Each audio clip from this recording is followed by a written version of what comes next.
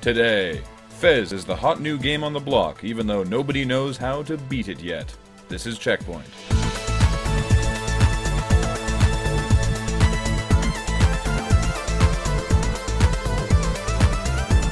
Welcome to CheckPoint. Where it's the best time of year. Springtime? Tax refund party season. Yep, in fact, there's my accountant right now. The party is now BYOB. Sony has been awarded a patent for providing in-game rewards to players who meet other players in person. We're glad you want us to get outside, Sony. We'd just rather it wasn't with Cockknocker69.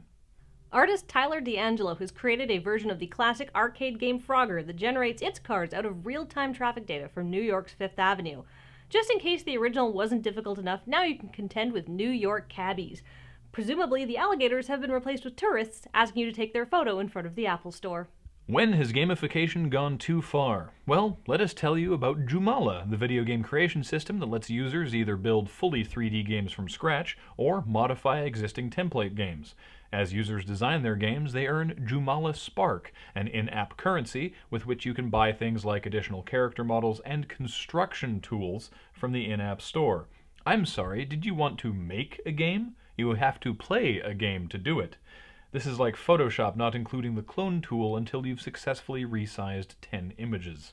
It's time for another installment of retailer-specific pre-order bonuses. This time for Steel Battalion Heavy Armor. Depending on who you order the game from, your mech or vertical tank, as the game calls them, will have either leopard print armor, cheetah print armor, or even zebra print armor. They all offer actual gameplay bonuses, but they come at the cost of your vertical tank looking like a cougar's clutch purse. Majesco has announced a new game for Kinect called NBA Baller Beats, and are showing admirable restraint in spelling beats with an S. NBA BB is a music rhythm game in which you use the Kinect and a real basketball to match your dribbling motions to the game's music, which actually sounds like a super awesome use of the Kinect, except for everyone who has carpet in their living rooms. Also, nobody else has ever botched a dribble and had the ball take a wild bounce off your feet. I hope your TV is Spalding-proof. CCP's new White Wolf MMO will be structured for emergent gameplay with a sandbox toolset and the imagination of players. So it'll either end up like CCP's other game, Eve, a thrilling financial management simulator, or Second Life, which I'm not touching, at least not without gloves.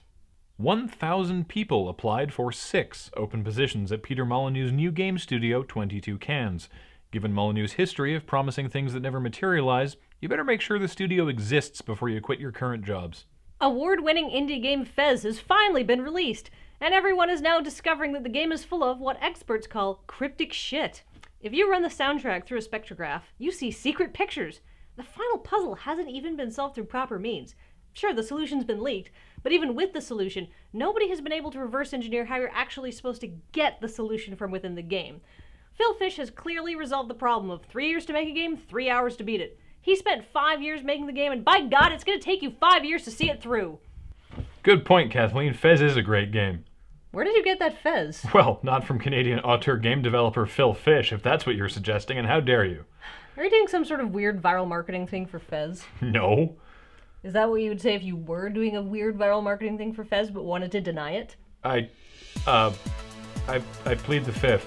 We're Canadian. We don't have amendments. Crap.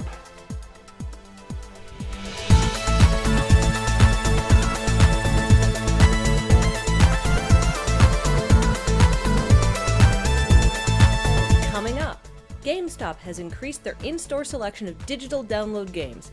So they've increased their in-store selection of cardboard with numbers on it. Technology!